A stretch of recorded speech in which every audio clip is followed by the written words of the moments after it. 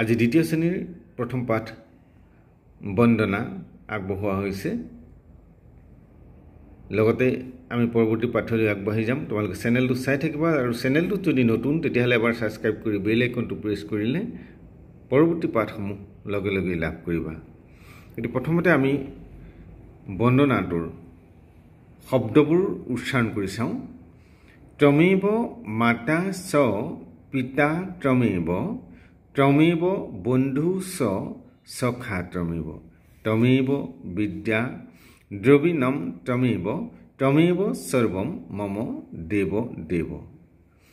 এতিয়া যদি সুৰত গাওঁ, ত্বমেব মাতা চ পিতা ত্বমেব, ত্বমেব বন্ধু চ সখা ত্বমেব, ত্বমেব বিদ্যা দ্ৰবিণম ত্বমেব, ত্বমেব সৰ্বম মম দেৱ দেৱ, ত্বমেব সৰ্বম মম দেৱ দেৱ।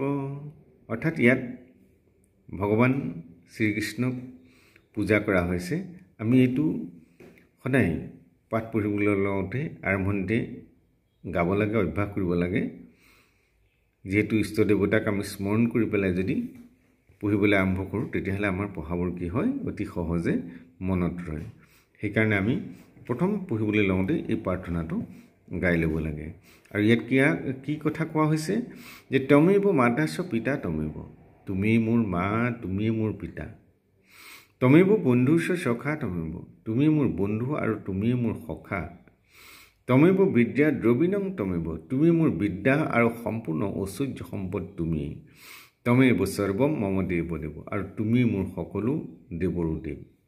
গতিকে আমি প্ৰথম অৰ্থটোতকৈও উচ্চাৰণ কৰি পেলাই শুদ্ধকৈ সুৰত গাবলৈ চাব লাগে। আৰু তোমালোকৰ এইটো প্ৰথম মূল্যাংকন আৰু 6 মাহিলী পৰীক্ষাৰ বাবে বিশেষভাৱে প্ৰয়োজনীয় এইটো দিয়া হয়।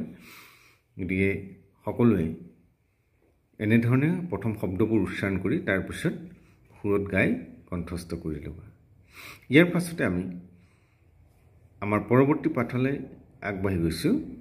পৰৱৰ্তী প্ৰথম পাঠত কেনেকৈ দি আছে, প্ৰথম পাঠ বহুতে গাওঁতে হিন্দীত গোৱা নিচিনাকৈ গাবলৈ চোৱা, তেনেকৈ নহয় এইটো।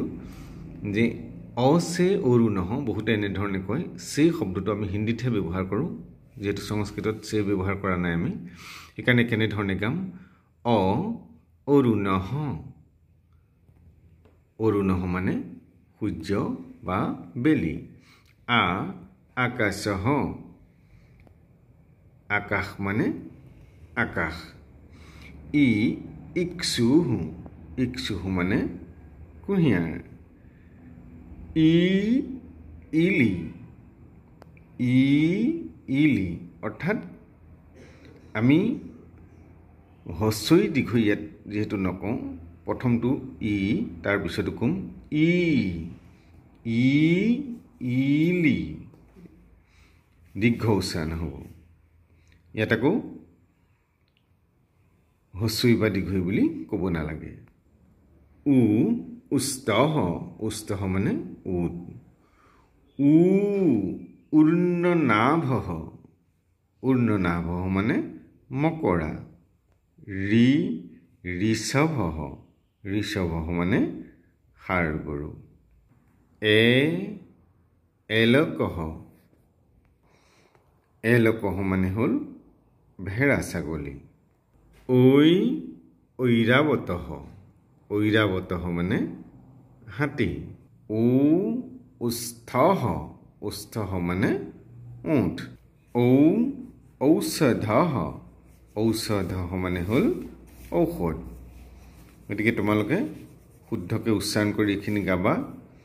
আৰু ইয়াত যিহেতু শব্দটোৰ শেষত যেতিয়া বিসৰ্গ থাকে, সেই বিসৰ্গটো তোমালোকে উচ্চাৰণ কৰিবলৈ শিকিবা। যেনেকৈ ঔষধহ, ঐৰাৱতহ, এই হটো উচ্চাৰণ কৰি যাবা। নমো নমঃ। আজিলৈ পাঠ ইমানতে সামৰিছোঁ। পৰৱৰ্তী নতুন পাঠ লৈ তোমালোকৰ মাজলৈ আহিম। চেনেলটো চাই থাকিবা। চেনেলটোত যদি নতুন, পুনৰ কৈছোঁ, এবাৰ ছাবস্ক্ৰাইব কৰি বেল আইকনটো প্ৰেছ কৰিলে লগে লগে লাভ কৰিবা।